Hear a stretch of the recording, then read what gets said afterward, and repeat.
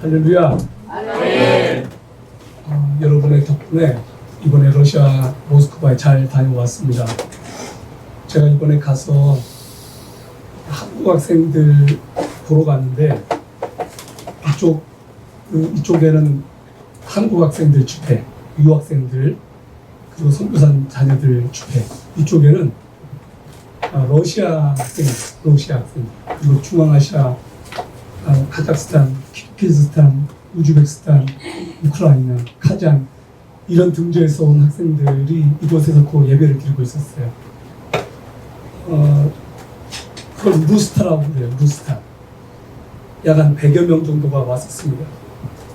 이쪽에서도 설교하고 중앙아시아, 러시아 학생들에게도 설교하고, 그 중앙아시아에서 온 학생들은 우리말을 잘 못해요. 아까 우리가 보았던 고려인 자녀들이에요.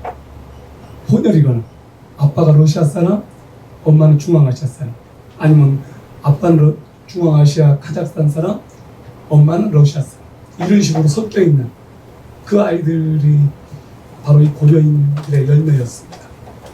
얼마나 주님을 사랑하고 뜨겁던지 정말 많은 은혜를 받고, 제가 가서 너무나 많은 도전을 받고 왔습니다. 가서 모스크바가 진짜 춥긴 춥더라고요.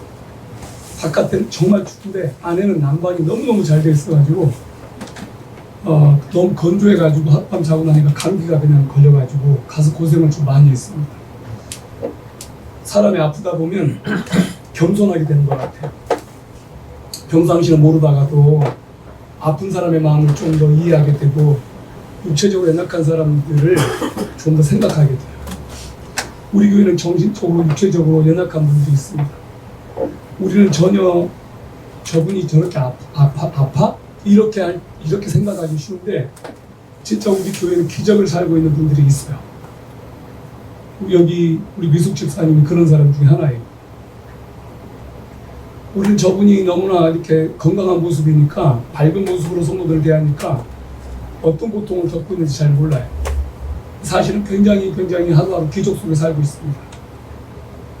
옆에 있는 신도인 집사님도 교통사고를 크게 당해서 굉장히 그 후유증이 큽니다. 근데 진짜 정말로 기적적으로 많이 회복이 되었어요. 얼마나 감사한지 모르겠습니다. 우리가 최근에 박옥기 집사님이 지금 예배를 출석하고 있습니다. 중국 돌아가고 싶어도 돌아갈 수가 없어요. 중국 지금 우한 지역 코로나 때문에 중국 전역이 지금 이렇게 모여서 예배를 드릴 수 없는 상황입니다. 참고로 지금 저는 코로나랑 상관없어요. 피하지는 마세요. 박옥기 집사님이 얼마 전에 4차 항암 치료를 받았습니다. 또 5차 항암 치료를 지금 앞두고 있습니다. 저는 우리 성도들이 박옥기 집사님의 이런 상황을 조금 알고 같이 기도를 했으면 좋겠다, 그런 마음. 앞으로 8차까지 또 받아야 된대요. 항암 치료가 갈수록 더 세진대요. 생각보다 너무나 그 고통스러운 시간들을 견뎌야 되는데, 이번에 4차 받을 때는 여러분들이 기도를 많이 해주셔서 그런지 너무나 은혜스럽게 잘 넘어갔대요. 박우 목사님이 잠깐 나와서 상황을 좀 얘기해주고, 기도 제목을 좀 듣고 잠깐 기도를 드리고, 같이 한 마음으로 하나님 앞에 우리 지체를 놓고 기도를 하는 시간을 갖고 말씀을 나누도록 하겠습니다. 옥기 목사님 잠깐 한번 나와서 전해 주실래요?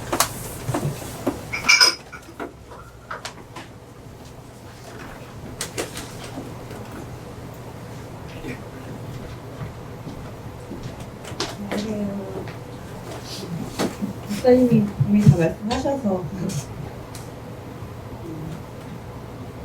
작년 10월에 갑작스럽게 정말 바쁜 가운데 암이라는 걸 알게 됐고요. 한 몇 달 동안은 정말 너무 당황스럽고 너무 무엇보다 정말 바쁘고 일이 너무 많은데 하나님이 미웠어요. 네, 그 이유도 모르겠고 그랬는데 시간이 지나고 요즘처럼 평안할 때가 없는 것 같아요. 지금 제가 중국은 원래 1월 설 명절을 앞뒤로 해가지고 거의 한 달에서 한 달 보름 정도를 원래 공장 같은 데는 쉬거든요. 그때 좀 한국에 와서 이제 그런 말씀드리고 해야 되겠다고 생각을 하긴 했었는데 지금 코로나 때문에 언제 다시 공장이 가동될지는 모르겠어요. 그래서 집사님도 그렇고 저희 어머니한테도 그렇고 최근에 이제 설날을 전후로 해가지고 말씀을 드렸고 그전에는 저 혼자 3차까지 항암을 하면서 되게 많이 항암이라는 게 정말 힘들더라고요. 뭐라 말씀드릴 수는 없는데 진짜 그 주사를 맞고 한 일주일 정도는 정말 많이 고통에 시달려야 되고 3차 때 좀 많이 힘들었었어요. 그래서 그게 약간 호르몬 약 같은 거기 때문에 되게 우울증이 되게 많이 오더라고요. 그래서 막 안 살고 싶은 마음 그런 것들이 지배적으로 육체적인 고통보다 정신적인 고통이 굉장히 힘들었어요. 근데 그걸 이제 의사한테 말씀드리고 기도를 요청하고 그리고 또 제가 아는 모든 분들에게 기도를 요청해야 되겠다. 내가 혼자 이렇게 견딜 수는 없겠다라는 생각이 들어서 제가 알고 있는 모든 하나님을 믿는 분들에게 다 얘기를 했어요. 그 전까지는 정말 자존심도 상했고 이런 일이 나에게 닥친 거에 대해서 감당할 수가 없었고 그리고 저의 약한 모습을 보여주고 싶지 않기 때문에 말씀을 안 드렸던 것 같아요. 근데 이번 4차 전에는 제가 모든 분들에게 저를 위해서 기도해 주세요 라고 다 요청드렸어요. 자존심 지금 저한테 필요한 게 무슨 자존심이고 무엇이 그게 나에게 중요한가라는 마음을 하나님 주시더라고요. 그래서 제가 저를 위해서 기도해 주세요. 제가 아는 모든 분들에게 하나님을 믿는 모든 분들에게 기도를 요청을 했어요. 그리고 목사님들 저희 집에 이제 잘 오시고 사모님도 오시고 제가 막 와달라고 요청을 해서 함께 모여서 저를 위해서 기도해 주셨어요. 그리고 바로 다다음날 항암치료 4차를 받으러 가는데 딴 때하고 다르게 제가 이제 그 항암치료라는 게 한 6시간 동안 링게를 계속 맞으면서 약을 몸에다 계속 넣는 거거든요. 링게를 맞으면서 딴 데 같아서 거의 이제 누워가지고 계속 무기력하게 있다 보면 이제 막 구토와 어지러움과 이제 그런 것좀 막 몰려오는데 이번에는 계속 찬양을 들으면서 6시간 동안 찬양 듣고 말씀 듣고 또 찬양 듣고 혼자 기도하면서 하는 예수님한테 그렇게 기도했어요. 예수님 제가 지금 너무 무서운데 제 옆에서 가지 마시고 제 옆에 있으세요. 저랑 지금 같이 있어주세요 라고 그렇게 기도했어요. 제가 너무 무서워 가지 마세요. 그리고 주사를 맞고 원래 그냥 주사를 다 맞으면 한 2시간 정도 있으면 거의 이제 막 오한과 여러 가지 너무 고통이 오는데 되게 정신이 멀쩡하더라고요. 6시간 주사를 맞고 되게 놀랍게 정신이 멀쩡하고 그렇게 괴롭지 않은 거예요. 그래서 살짝 병원을 한 바퀴 돌면서 산책을 좀 하고 한 9시 정도에 이제 약간 진정제 같은 주사를 맞고 그날 밤을 너무 편하게 잤어요. 점점 사실 몸이 약해지기 때문에 힘들어질 텐데 그날 밤 제가 너무 평안하게 잠을 들었고 이번에는 정말 회복이 그 전에는 막 열흘이 넘게 그 울렁증과 그런 것 때문에 약을 먹어도 듣지는 않았었는데 이번에 너무 놀랍게 제가 빨리 회복을 했어요. 그리고 매일매일 기도하게 되고 그리고 왜 예수님이 저한테 이런 시간을 주셨는지 생각하니까 너무너무 그냥 감사하다는 생각이 들었어요. 너무 앞만 보고 달려오고 예수님을 잊은 채 막 저는 잘한다고 생각하고 달려왔던 것들을 이렇게 어쩔 수 없이 쉬는 시간을 통해서 예수님이 내 인생에 있었고 왜 내가 이렇게 달리고 있는가에 대해서 다시 한번 생각하는 너무나 좋은 시간이 되었고 슬프지 않아요. 그리고 내가 이렇게 아무리 천만금이 있다고 해도 누구에게 나를 위해서 기도해 주세요라고 얘기했을 때 기도해 줄 수 있는 이렇게 많은 사람들이 있다는 게 저는 정말 내가 정말 부자구나라는 생각을 하면서 되게 정말 기뻤어요. 그래서 이제는 힘든 일이 있을 때 어려운 일이 있을 때 그리고 기쁜 일이 있을 때도 제 주변의 성도들과 제 주변에 하나님 믿는 많은 분들에게 같이 기도해 주세요라고 얘기하는 게 얼마나 큰 나에게 축복이고 당연히 그렇게 해야 되고 그게 하나님이 원하시는 방법인지 알게 되었어요. 그래서 이 시간에 하나님이 저한테 주신 정말 축복의 시간이고 감사의 시간이고 그리고 교회도 사랑하고 제가 앞으로 남은 인생을 또 어떤 목표를 가지고 살아가야 될지 정확히 알게 해주시는 게 너무 귀한 시간인 것 같아서 저는 육체적인 고통은 왔지만 마음은 정말 행복합니다. 여러분들이 저를 기도해 주셔서 너무 감사하고 저도 또한 여러분들의 기쁠 때나 슬플 때나 함께 기도할 수 있는 좋은 친구로 영원히 함께하고 싶습니다. 여러분이 저를 위해서 기도해 주시고 늘 사랑해 주시고 사모님 모든 전도사님 모든 분들께 너무 감사드리고요.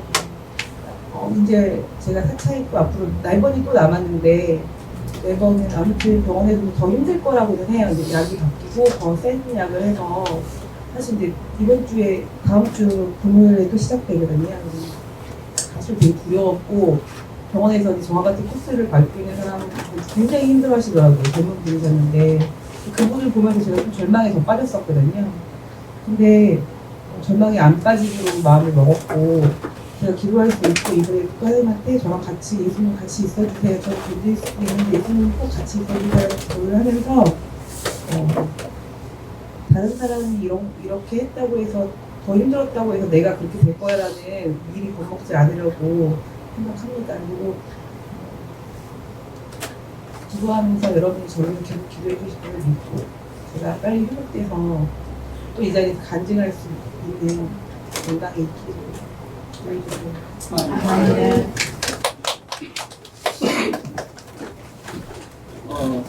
목격사님 잠깐만 우리 잠깐 한번 같이 한번 기도합시다. 박옥 목사님이 믿음의 부자입니다.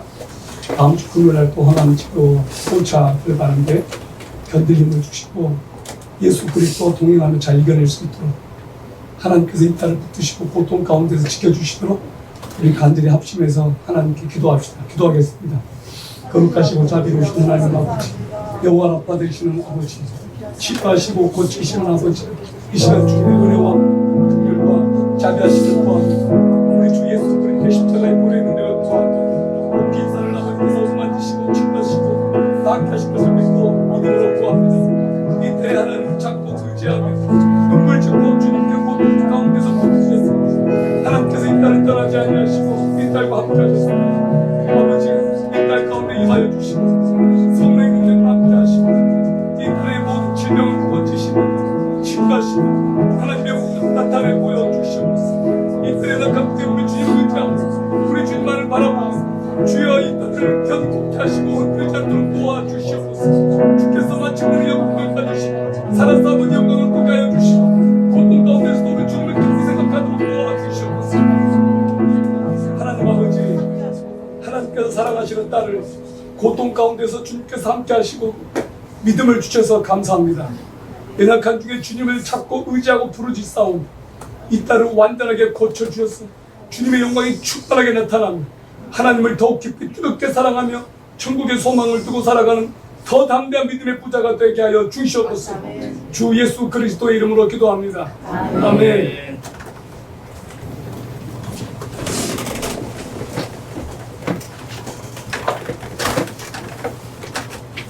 오늘 저와 여러분에게 하나님께서 말씀해 주시기를 소망합니다. 오래전에 제가 미국에 살다 오신 한 목사님으로부터 들은 이야기입니다. 그분이 미국에서 한 청년의 삶을 지켜보았습니다. 이 청년이 미국에서 성공했습니다. 예쁜 여자를 만나고 대저택을 구입하고 남자들의 로망이라고 할 수 있는 스포츠카를 구입했습니다. 페라리라고 하는 이 차를 구글해서 애지중지 이렇게 아침마다 닦고 또 닦았습니다. 그런데 어느 날이었습니다. 5살 난 아들이 그 차에다가 뭔가를 새기고 있었습니다. 금속성의 뾰족한 손목 같은 걸로 차에다가 뭔가를 쓰고 있었습니다. 이 아버지가 뚜껑이 열렸습니다. 그래서 이 아이에게 겁을 주려고 했던지 옆에 있는 차고에 가서 망치를 가져다가 이 아이의 손을 향해서 내리쳤습니다. 그렇게 칠 의도는 없었겠지만 안타깝게도 그 망치는 아이의 손을 향했고 그 손은 너덜너덜해져서 결국 손의 일부를 절단하게 됐습니다.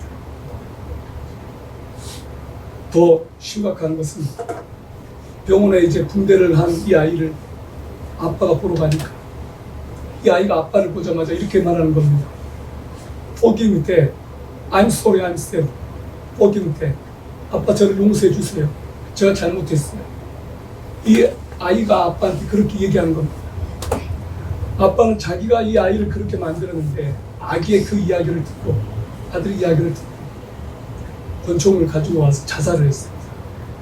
실제 있었던 이야기입니다.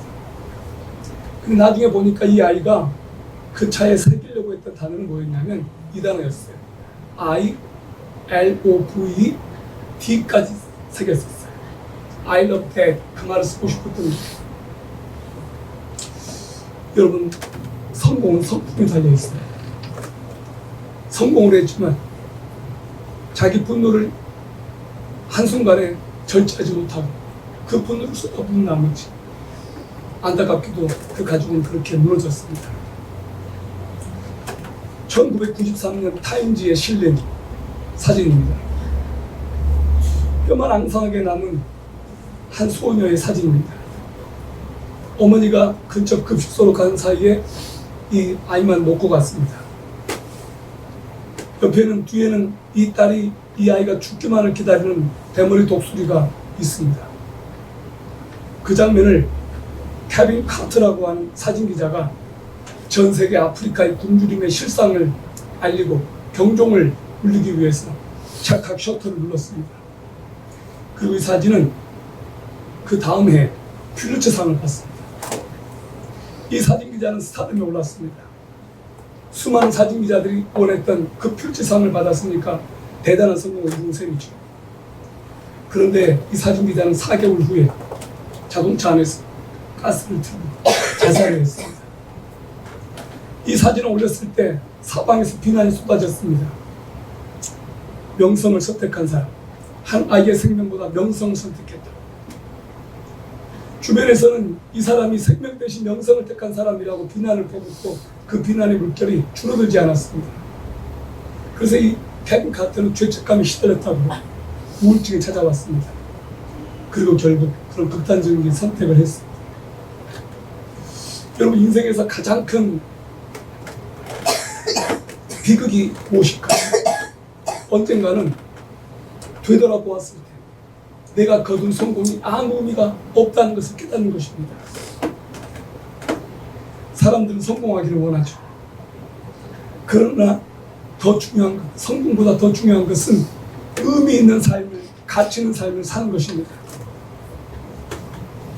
여러분, 예수님을 위해 살고 사람들 진정으로 사랑하는 법을 배운다면 우리는 가치 있는 삶을 살고 있게 됩니다. 여러분, 예수 그리스도께서는 왜 죽으셨습니까? 여기 디도서 2장 14절은 이렇게 기록합니다. 그가 우리를 대신하여 자신을 주심은 모든 불법에서 우리를 구속하시고 우리를 깨끗하게 하사 선한 일에 열심하는 친 백성이 되게 하려 하심입니다. 아멘. 예수께서 우리를 위해서 죽으신 이유는 우리를 모든 불법에서 구속하시고 깨끗하게 하셨습니다. 하나님의 친 백성이 되게 하려고 그렇게 죽으셨다고 성경은 기록합니다. 그렇습니다. 하나님께서는 우리를 불법에서 구속하셨습니다. 우리에게 자유를 주셨습니다. 깨끗한 하나님의 백성이 되게 하셨습니다. 하나님께서는 우리들에게 믿음을 주셔서 하나님의 친 백성이 되게 하셨습니다. 그것은 정말 놀라운 하나님의 은혜일 수밖에 없습니다.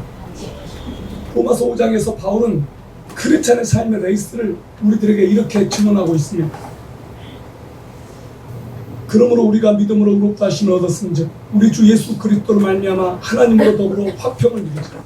로마서 5장 1절은 이렇게 기록합니다. 자, 이제부터 우리 크리스찬의 삶의 레이스가 등장하는데요. 저는 이렇게 대지를 잡아보았습니다. 크리스찬은 은혜에서 시작하여 영광으로 끝나는 삶이다.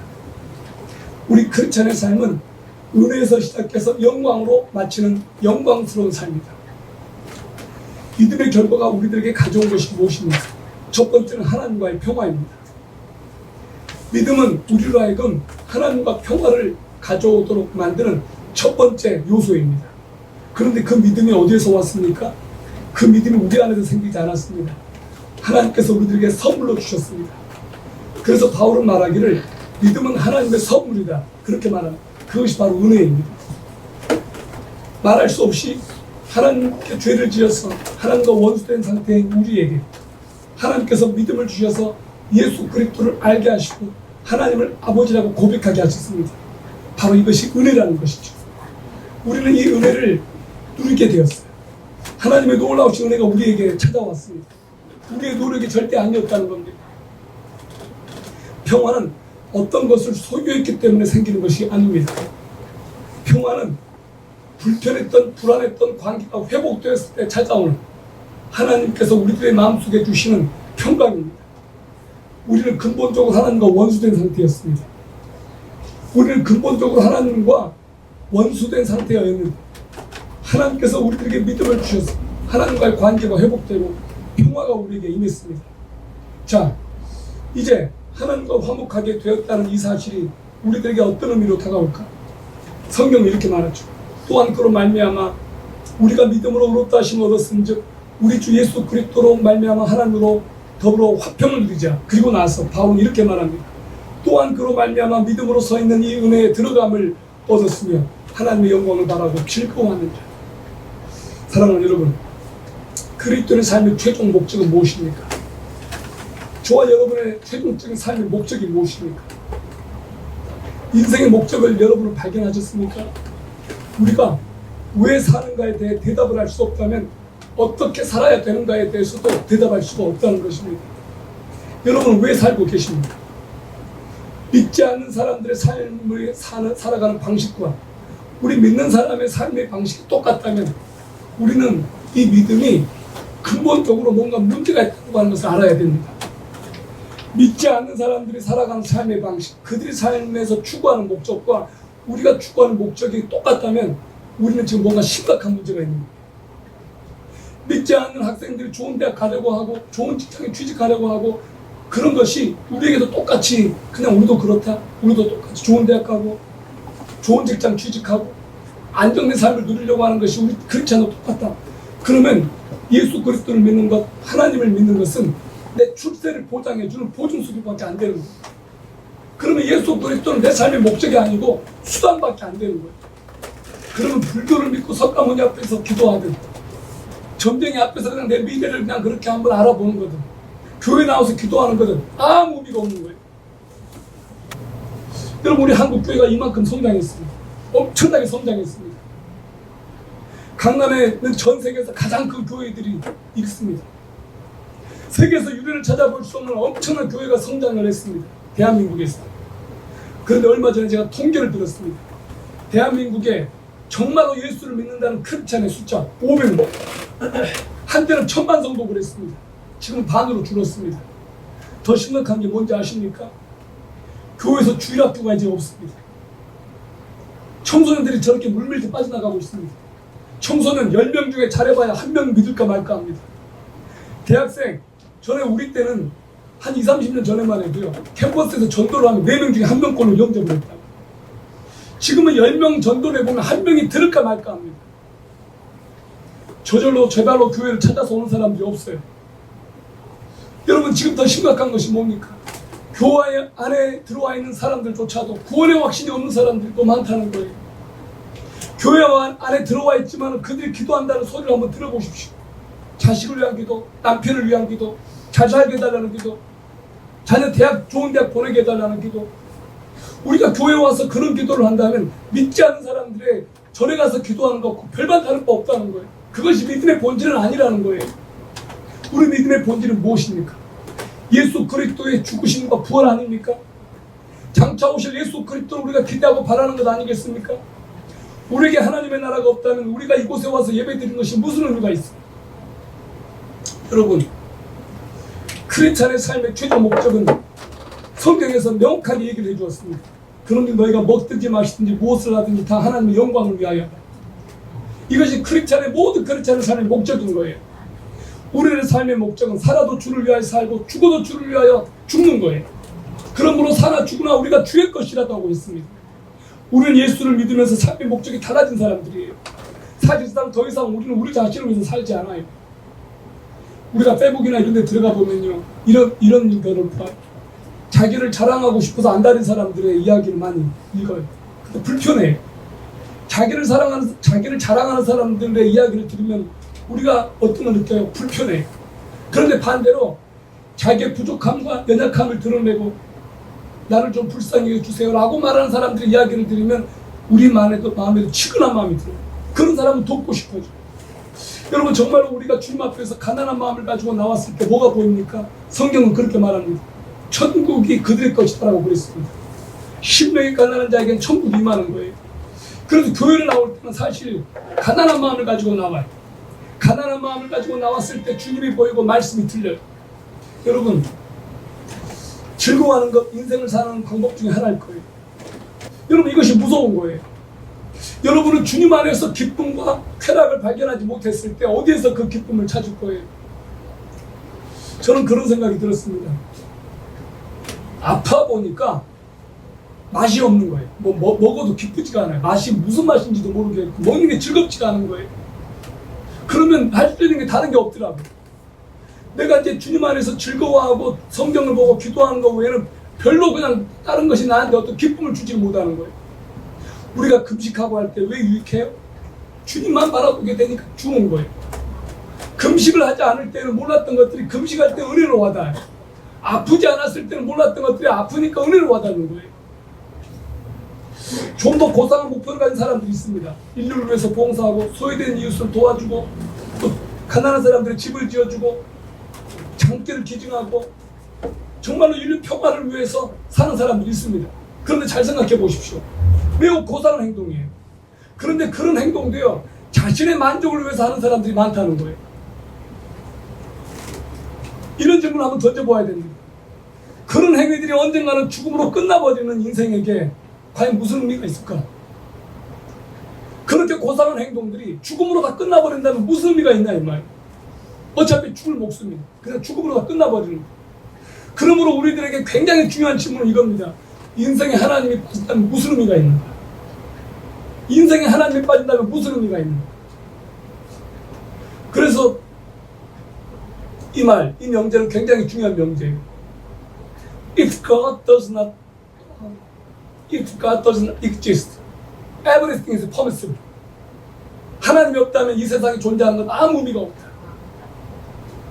여러분, 여기 가비 제커라이어스라고 하는 유명한 변증학자가 있습니다. 이분이 이런 말을 했습니다. 한 대학교에서 강연할 때 이렇게 말했습니다. 얼마나 많은 성관계를 가지면 만족하시겠습니까? 카드에 얼마나 많은 금액이 있으면 만족하겠습니까? 세상에 가장 외롭고 공허한 사람들은 자기가 하고 싶은 대로 다 하는 사람들입니다. 의미 없으면 고통에 지쳐서 오는 것이 아니라 오히려 즐거움에 지쳐서 오는 것입니다. 의미 없으면 고통 때문에 오는 것이 아니라 즐거움에서 옵니다. 이해가 되십니까? 고통 때문에 의미 없는 게 아니고 이것저것 다 해보았는데도 만족감이 없는 사람들이 결국은 자살로 간다는 거예요. 그것이 의미 없다는 거예요. 젊은이들이 원칙 없는 쾌락, 끝이 없는 쾌락을 누리면서 고속도로를 질주하고 있습니다. 한번 생각해 보십시오. 여러분은 모든 걸 다 가질 수 없습니다. 우리는 다 가지고 있지도 않을 뿐더러 우리가 추구하는 모든 것들을 다 가질 수 없습니다. 사람들은 자신이 하는 일에서 의미를 찾습니다. 자기가 하는 일에서 의미를 찾지 못할 때 사람들은 포기하는 것 같습니다. 자신이 의미 있는 사람이라고 느끼게 하는 것이 세 가지가 있습니다. 첫 번째는 소속감입니다. 소속감이 굉장히 중요해요. 제가 약 한 3년간 어느 프로축구단에서 상담실장을 했습니다. 그때 그 프로축구단에 레전드 같은 가장 급여를 많이 받는, 연봉도 많이 받는 선수가 있었습니다. 팀에서 가장 이렇게 정신적인 지주 역할을 했습니다. 근데 최근에 감독이 바뀌었습니다. 그런데 그 감독의 플랜에 이 선수가 이제 감독의 플랜에 구상이 없는 거예요.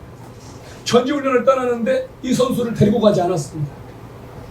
이 선수와 통화를 했습니다. 너무 힘들어하는 거예요.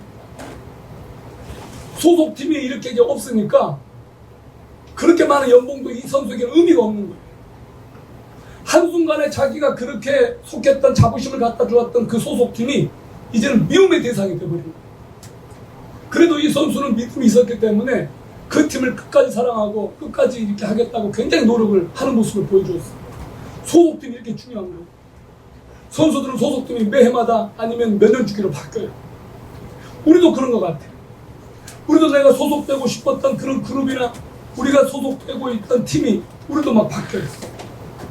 여러분은 어디에서 여러분의 소속감을 누리고 있습니까? 정말로 예수 그리스도가 여러분의 가장 큰 소속감의 근원이십니까? 두 번째, 자존감입니다. 자존감. 자존감이 뭐냐? 나를 존중하는 마음이에요. 내가 사랑받을 가치가 있는 존재라고 느끼지 않는 것, 이게 자존감이에요. 나 스스로를 가치 있게 보는 거예요. 비슷한 단어가 뭐냐? 자부심이라고 하는 게 있어요. 이 자부심은 자기 또는 자기와 관련되어 있는 것에 대하여 자랑스럽게 여기는 거예요. 자부심, 이 자존감은 언제 생기느냐? 하나님께서 나를 만나 주셨을 때 내가 가치 있는 존재라고 하는 것이 회복되면 내 스스로에 대한 자존감이 올라가요. 자존감은 그래서 하나님으로부터 와요. 자부심이 높은 사람들은 다른 사람과 자기를 비교하지 않아요. 세 번째가 뭐냐? 자신감이에요. 자신감. 자신감은 어떤 것을 할 수 있다는 능력에 대한 믿음이에요. 실력과 경험에서 나와요. 자신감은 실력과 경험에서 나와요. 계속 이기는 사람들은 이길 것에 대한 믿음이 있어요. 실력 있는 사람은 어디 가서도 자기 실력을 믿기 때문에 자신감을 가져요. 내가 남들보다 뭔가를 잘하거나 능력이 특출하면 자신감이 생겨요. 자신감의 반대가 뭐예요? 열등감입니다. 열등감. 열등감은 내가 상대방과 비교하는 비교의식에서 와요. 성령께서 우리에게 자신감을 줘요. 마태복음 9장 23절에 이렇게 기록되어 있습니다. 마가복음 9장 23절에 예수께서 이르시되 할 수 있거든요. 무슨 말이냐? 믿는 자에게는 능치 못할 일 없느니라. 그래서 자신감은 성령님을 의지할 때 와요. 아까 우리가 찬양했습니다. 성령님의 권능이 나의 능력이 되고 성령님이 우리에게 들어오셔서 우리에게 자신감을 주시는 거예요.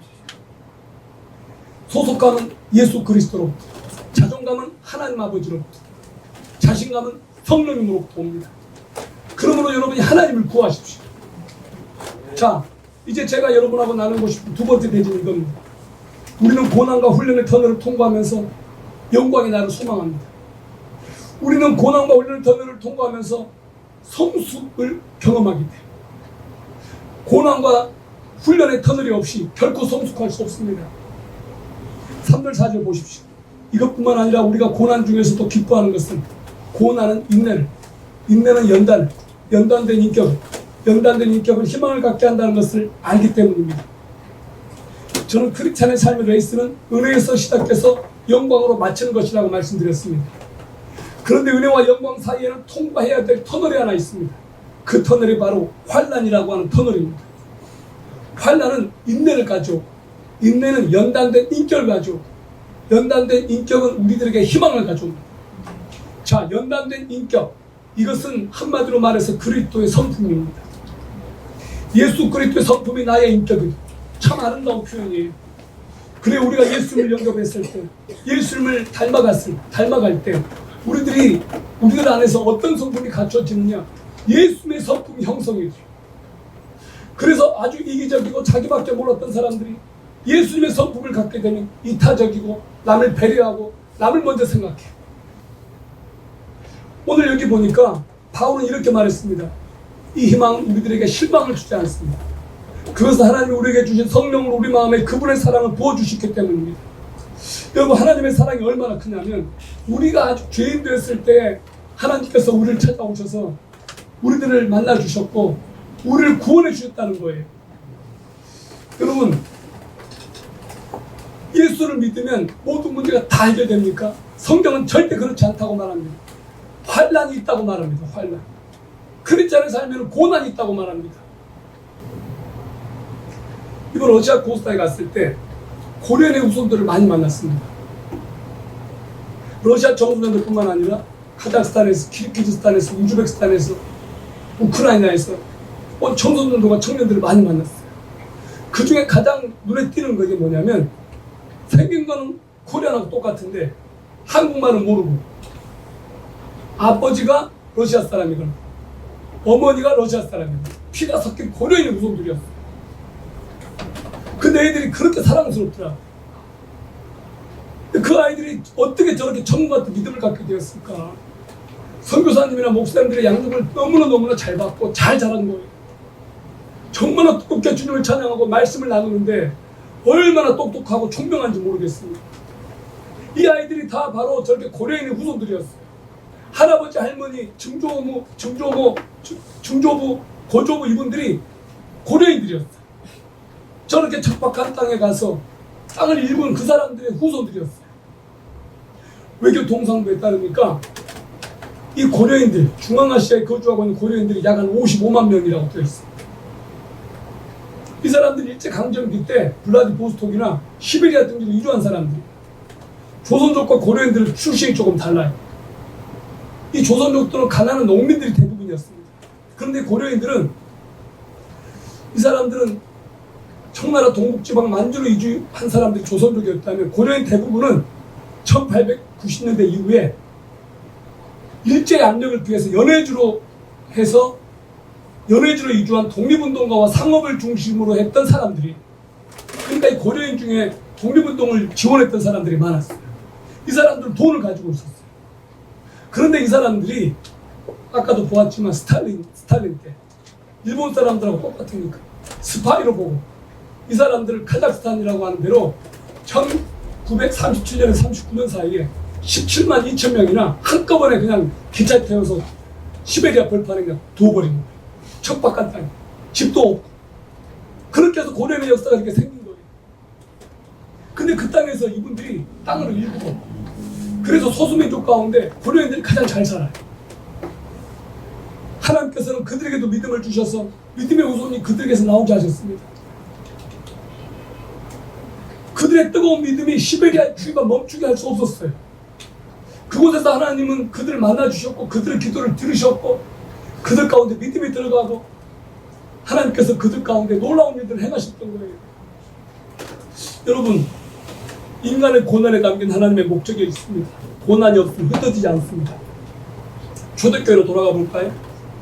사도행전 1장 8절이 뭡니까? 성령이 너희에게 임하시고 너희가 권능을 받고 예루살렘과 온 유대와 사마리아와 땅까지 이르러 내 증인이라고 그랬습니다. 근데 초대교회 성도들이 흩어지지 않았습니다.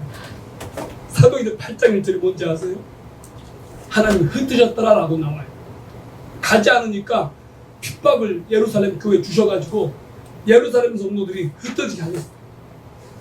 우리도 복음을 전하지 않으면 하나님 흩으실 겁니다. 여러분, 북한의 지하교회, 중국에서 이것저것 공안의 단속 피해서 예배드리는 지하교회 성도들이 있습니다. 그분들이 불같은 믿음을 가진 사람들입니다. 우리의 믿음과는 비교할 수조차 없는 믿음을 가진 사람들입니다. 우리가 겪는 시련과 고난은 우리들에게 어떤 유익을 가져옵니까? 우리가 어떤 시련과 고난이 없을 때, 우리가 평안하다고 할 때 그것이 절대 평안한 것이 아닙니다. 우리가 사서 애써서 어떤 시련 가운데로, 고난 가운데로 우리 자신을 몰입하지 않으면 엉뚱한 것으로 시련과 고난을 겪게 만들어. 우리가 할 수만 있다면 복음 때문에 고난을 받았으면 좋겠습니다. 자, 하나님께서 어려움을 통해서 우리의 못한 부분들을 깎아 다듬게 만들어. 이게 무슨 말이에요? 우리는 그리스도 때문에 받는 환난을 자랑해. 왜? 환난은 죽음의 위기 속으로 몰아넣는 것인데, 바로 그런 환난이 우리로 하여금 하나님의 영광을 바라보게 하거든요.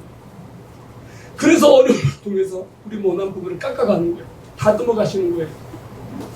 우리에겐 다 못난 때가 있어요. 그 못난 부분은 하나님께서 다듬어 주시지 않으면 안 되는 것들이에요.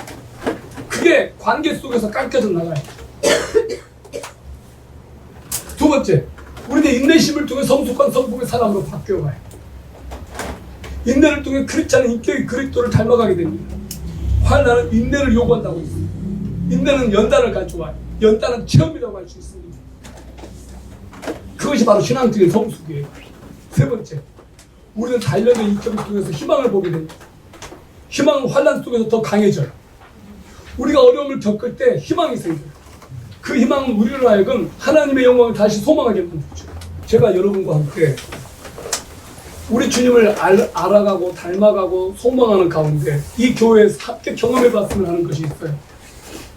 정말 예수를 사랑하는 믿음의 공동체, 함께 같은 방향으로 달려가면서 복음을 전하는 그런 공동체. 가서 보니까 이런 마음이 들더라고요. 정말 후원하고 싶은 선교사님들이 너무 많아요. 가보니까 돈을 쓸 때 너무 많은 거예요. 가는 곳곳마다 그런 분들이 보여요. 사랑하는 여러분, 오늘 말씀을 이제 맺겠습니다. 우리는 성공에 관심이 있는데 하나님은 성품에 관심이 있는 것 같아요. 베드로서 1장 4절을 마지막으로 보겠습니다. 이로써 그 보배롭고 지극히 큰 약속을 우리에게 주사 이 약속으로 말미암아 너희로 정욕을 인하여 세상에서 썩어질 것을 피하여 신의 성품에 참여하는 자가 되게 하려 하셨습니다.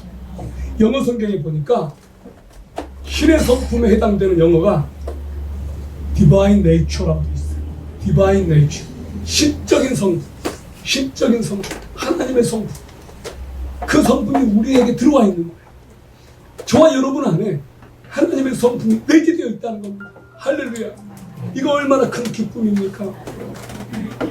우리같이 하나님을 떠나기 쉽고 내 멋대로 사는 우리들에게도 예수 그리스도의 성품, 하나님의 성품이 내 안에 들어와서 그 성품으로 말미암아 나를 변화시켜 가시는 그 하나님의 열심, 그 하나님의 성품이 내 안에 없다면 어떻게 내가 변화될 수 있습니까? 그 성품이 내 안에 들어와 있어서 나로 하여금 그 정욕 때문에 세상에서 썩어질 것을 위해서 살지 않게 하시고 영원한 하늘의 소망을 두고 살게 하시는 그 하나님의 은혜가 너무나 놀랍지 않습니까? 여러분 안에 하나님의 성품이 있다는 것을 꼭 기억하십시오. 그래서 예수 그리스도의 성품이 여러분 안에서 자라게 하여 주십시오. 사랑하는 여러분, 저는 마지막으로 이제 이 말씀을 나누겠습니다. 우리가 이 성품을 가졌으니 어떻게 살아야 되는지 베드로는 우리들에게 이렇게 권면합니다. 지식의 절제를, 절제의 인내를, 인내의 경건을, 경건의 형제 우애를, 형제 우애의 사랑을 공급하라. 이런 것이 너희에게 있어 흡족한즉 너희로 우리 주 예수 그리스도를 알게 게으르지 않고 열매 없는 자가 되지 않게 하려니와 이런 것이 없는 자는 소경이라 원시치 못하고 그의 옛 죄를 깨끗게 하심을 잊었느니라. 그러므로 형제들아 더욱 힘써 너희 부르심과 택하심을 굳게 하라. 너희가 이것을 행한즉 언제든지 실족지 아니하리라. 아멘. 기도하겠습니다.